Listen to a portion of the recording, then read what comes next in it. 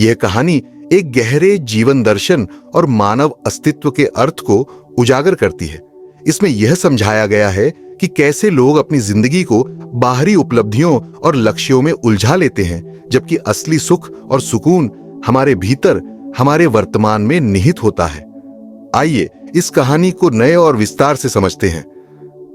एक बार की बात है, एक युवक जो काफी परेशान और चिंतित था, एक प्रसिद्ध महात्मा के पास पहुंचा। उसकी आंखों में बेचैनी थी और चेहरे पर चिंता की लकीरें साफ दिख रही थीं। वह महात्मा के पास बैठा और उनसे कहा, गुरुदेव, मैं अभी युवा हूं, पर मेरे जीवन में दुख बहुत है। मुझे लगता है कि जैसे जैसे मैं आगे बढ़ूंगा, मेरे दुख भी बढ़ते रहेंगे। क्या जीवन में इन दुखों से कभी छुटकारा मिल सकता है? महात्मा मुस्कुराए और बड़े ही धैर्य से बोले, तुम्हारे दुख कहां हैं? मुझे तो वो कहीं दिखाई नहीं दे रहे। युवक ने थोड़े असमंजस से कहा, महात्मा जी, मेरे दुख मेरे भीतर हैं, इसलिए आपको दिखाई नहीं देंगे। महात्मा ने शांत स्वर में कहा, यदि तुम्हें अपने दुख दिखाई देते हैं तो चलो, आज तुम्हें मैं कुछ सिखाता हूं, आओ मेरे साथ चलो। युवक महात्मा के साथ चल पड़ा। कुछ दूर चलने के बाद वे एक घर पहुंचे जहां बहुत सारे लोग एकत्रित थे। बीच में एक बुजुर्ग व्यक्ति चारपाई पर लेटा हुआ था, जो अपनी अंतिम सांसें गिन रहा था। महात्मा ने उसे देखकर कहा, तुम क्या जानना चाहते हो, बताओ। बुजुर्ग व्यक्ति ने कहा, हे महात्मा, मेरे जीवन के अंतिम क्षणों में मेरे मन में बहुत सारे सवाल हैं। मेरे बचपन के दिन याद आ रहे हैं, जब मैं बिल्कुल बेफिक्र और आजाद था। मुझे तब ना कुछ पाने की चिंता थी, न कुछ खोने का डर। लेकिन जैसे जैसे मैं बड़ा हुआ, मेरे जीवन में इच्छाएं और जिम्मेदारियां बढ़ती गईं। बुजुर्ग ने आगे कहा, जब मैं छोटा था, मेरे पिता मुझसे हमेशा कहते थे कि मुझे अपने भाई की तरह पढ़ाई में अच्छा होना चाहिए। मेरे मन पर यह बोझ हमेशा बना रहा कि मुझे किसी तरह अपने परिवार और समाज की उम्मीदों पर खरा उतरना है। मैंने अपनी पूरी ऊर्जा अपने करियर और भविष्य की तैयारी में लगा दी। फिर मैंने व्यापार में सफलता पाई, एक समृद्ध परिवार बसाया और मेरे जीवन में धन, संपत्ति और प्रतिष्ठा आ गई। लेकिन एक दिन अचानक मेरी पत्नी का निधन हो गया। उसके जाने से मुझे ऐसा आघात लगा कि मैं पूरी तरह टूट गया। मेरे दोनों बेटों ने मुझे सहारा दिया, लेकिन फिर भी मैं भीतर से खाली महसूस करता रहा। मैंने अपने जीवन की सारी खुशियां अपने परिवार और व्यापार में ढूंढने की कोशिश की, परंतु अब जब मैं अपनी अंतिम सांसें गिन रहा हूं, मुझे एहसास हो रहा है कि मैं अपने जीवन का असली अर्थ नहीं समझ पाया।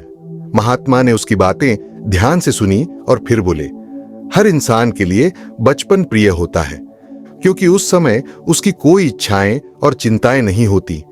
लेकिन जैसे जैसे हम बड़े होते हैं, हमारी इच्छाएं बढ़ने लगती हैं। हम अपने भविष्य की योजनाओं में इतना उलझ जाते हैं कि वर्तमान में जीना भूल जाते हैं। तुमने भी अपने जीवन का अधिकांश समय कामयाबी और परिवार की देखभाल में बिता दिया, लेकिन सत्य की खोज के लिए कभी समय नहीं निकाला। महात्मा ने एक गहरी सांस ली और बोले, भविष्य की योजना कभी पूरी नहीं होती। जब एक योजना पूरी होती है, तब दूसरी योजना सामने आ जाती है। यह चक्र कभी समाप्त नहीं होता, और जब हम अंत में अपनी मृत्यु के करीब होते हैं, तब हमें एहसास होता है कि हमने अपने जीवन का असली अर्थ नहीं समझा। बुजुर्ग ने महात्मा से निवेदन किया, हे महात्मा, मैं जानता हूं कि मैंने अपने जीवन में कुछ गलतियां की हैं, लेकिन क्या अभी भी मेरे पास समय है? क्या मैं मरने से पहले जीवन के असली अर्थ को समझ सकता हूं? महात्मा ने बड़े शांत स्वर में उत्तर दिया, जीवन में जो कुछ भी तुमने हासिल किया, वह सब यहीं रह जाएगा। मृत्यु के बाद तुम कुछ भी साथ नहीं ले जा सकते। केवल सत्य की खोज ही तुम्हारे साथ जाएगी। जब तक तुम यह नहीं समझते कि जीवन में जो कुछ भी प्राप्त किया या खोया वह केवल भौतिक था, तब तक तुम सच्चे ज्ञान को प्राप्त नहीं कर सकते। महात्मा ने उसे सिखाया कि जीवन की निरर्थकता को समझना भी एक बड़ी उपलब्धि है। तुम्हें इस बात का एहसास हो गया है कि जीवन में कुछ भी स्थायी नहीं है। यह समझना भी एक महत्वपूर्ण ज्ञान है, जिसे बहुत से लोग पूरी जिंदगी नहीं समझ पाते। अब तुम अपने मन को खाली करो और इस सच्चाई को स्वीकार करो कि जीवन में कुछ भी स्थायी नहीं है। यह समझने से तुम सुकून से मर सकते हो। बुजुर्ग की मृत्यु के बाद वह युवक जो महात्मा के साथ आया था बोला, हे महात्मा, मैंने समझ लिया है कि जीवन में सुख दुख तो आते जाते रहते हैं, लेकिन सत्य की खोज महत्वपूर्ण है। परंतु मुझे ध्यान का सही मार्ग नहीं पता। कृपया मुझे बताएं कि ध्यान कैसे किया जाता है। महात्मा ने उत्तर दिया, ध्यान का असली उद्देश्य तुम्हें वर्तमान में लाना है।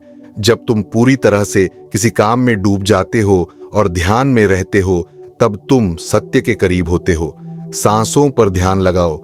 जब तुम चलो, उठो, बैठो, तब अपनी सांसों को महसूस करो। सांस वर्तमान में होती है, ना अतीत में, ना भविष्य में। अगर तुम इसे समझ सको तो ध्यान का मार्ग खुद ब खुद तुम्हारे सामने खुल जाएगा।